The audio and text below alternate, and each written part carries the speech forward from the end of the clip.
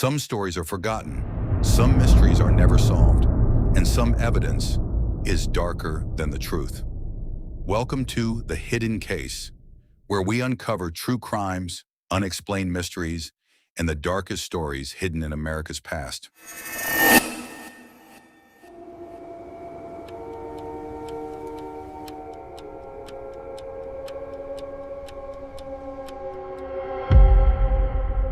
Tonight, we enter a house where 8 people were brutally murdered, and more than a century later, the questions still remain. This is the story of the Villisca Axe Murder House. There are houses that become famous because of their history, and then there are houses where the history is so horrifying that people are afraid to spend a single night inside.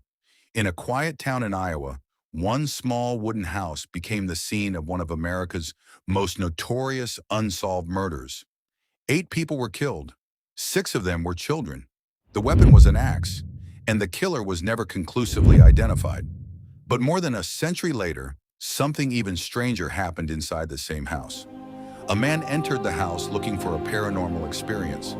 Instead, he was found with a knife buried in his own chest. What happened inside that room? Villisca, Iowa, June 9, 1912. It was a Sunday evening. The Moore family had attended a Children's Day program at the local Presbyterian church. Josiah Moore, his wife Sarah, and their 4 children, Herman, Catherine, Boyd, and 5-year-old Paul. 2 young sisters, Lena and Ina Stillinger, had also attended the church program. Later that evening, they were invited to spend the night at the Moore home. By around 10 o'clock, all 8 people were inside the house. The town went to sleep, and eventually so did the Moore family. But sometime after midnight, someone entered the house. And what happened next would become one of the darkest mysteries in Iowa history. By the following morning, all 8 people inside the house were dead. Josiah Moore, Sarah Moore, their 4 children, and the 2 Stillinger sisters. All had suffered severe head injuries from an axe. The murder weapon was found inside the house. It was an axe belonging to Josiah Moore. The brutality of the crime shocked the entire community. But perhaps the most disturbing part was how little anyone seemed to know about the killer. There was no clear answer, no definitive motive, and no confirmed explanation for how someone could enter a small house, kill 8 sleeping victims, and disappear without being conclusively identified. The next morning, a neighbor became concerned because the Moore family had not come outside for their usual morning activities. She knocked on the door. There was no answer. Josiah Moore's brother, Ross, was eventually called. He had a key to the house. When he entered, he discovered the bodies. The horrifying truth quickly became clear. 8 people had been murdered during the night. News spread through Villisca, and soon the small Iowa town was filled with investigators, reporters, curious residents, and fear. Investigators found several details that only deepened the mystery. An oil lamp had been found upstairs. Its chimney had been removed and its wick had been turned down. The killer appeared to have deliberately kept the house in very low light. Investigators also found evidence suggesting someone may have spent time watching the house before the murders. And in the attic, 2 cigarette remnants were reportedly discovered. Piece by piece, the investigation continued. But the evidence did not lead to a definitive killer. Instead, it created more questions. Over the years, several people became suspects. One of the most notable was Reverend George Kelly. He was eventually tried for the murders, but he was acquitted at his second trial. Other theories pointed toward different suspects. Some investigators believed the killer may have been a stranger passing through town. Others believed the murders could have been connected to a larger series of similar axe attacks across the United States. But no theory has ever been universally accepted. No conviction finally solved the case. And the question remained, who killed the 8 people inside the Moore house? More than 100 years later, we still don't know for certain. Decades passed. The house changed owners. It was renovated and lived in, while the memory of the murders remained part of Villisca's history.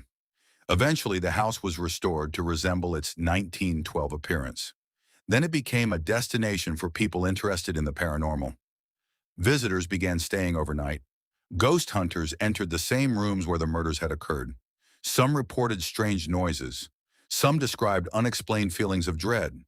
Others claimed to hear footsteps, voices, or the sounds of children.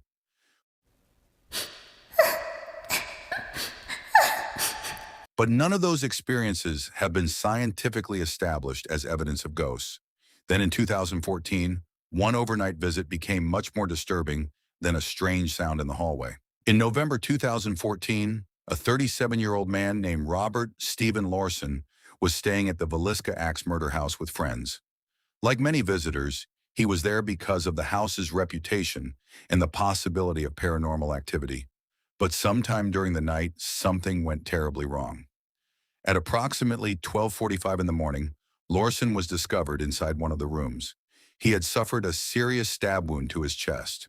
According to reports, the knife had been used by Lawson himself. His friends called for emergency assistance. Lawson was taken to the hospital in critical condition, and against the odds, he survived. But surviving the night did not solve the mystery. The most disturbing question remained: why did Robert Lawson stab himself? Was it a deliberate act? Was there some psychological explanation?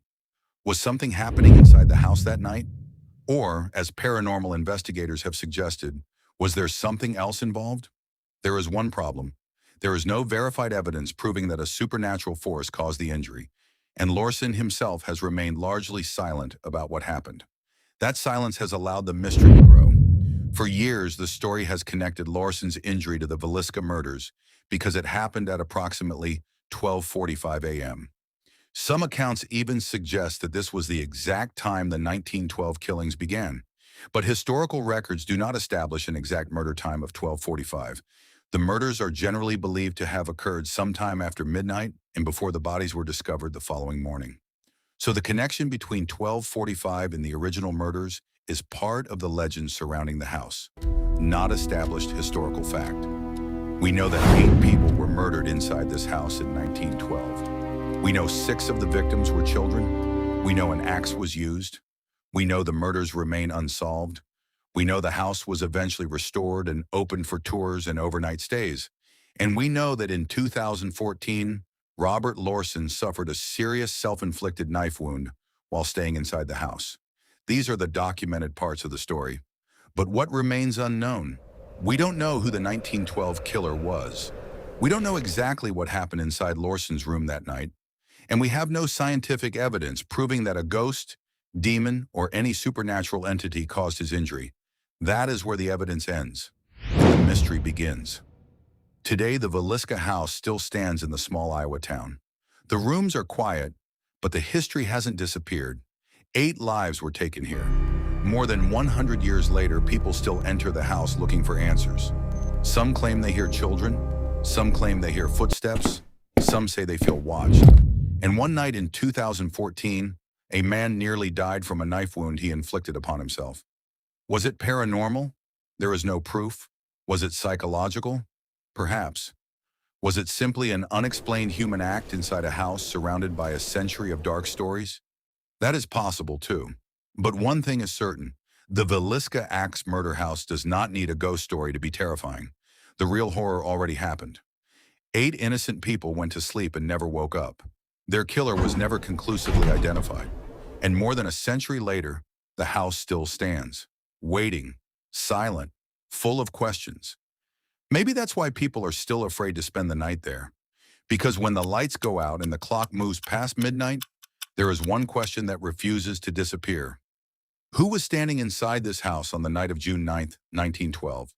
And perhaps the darker question is, what happened here in 2014?